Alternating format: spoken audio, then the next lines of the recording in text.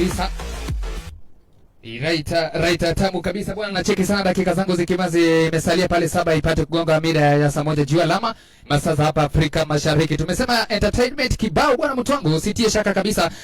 Ukiwa unachukua pale bwana chajio ya kwako mtu wangu, ukiwa unasikiza pale endless, mambo iko fresh kabisa mtu wangu. Au sio mtu wangu? Location muhimu kabisa, alafu itakuwa ya kufana tena zaidi.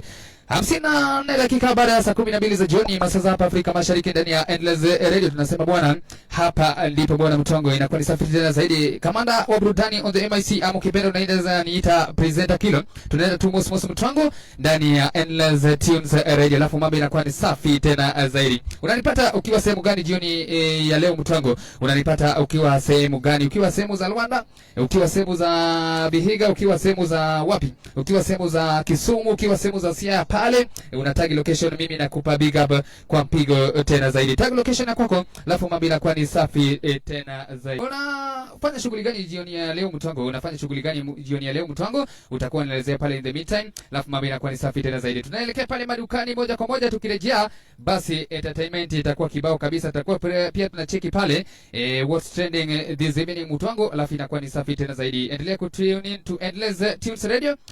Maana hapa ndipo mtu wangu, usibanduke mtu wangu, tunarejea muda sio mrefu.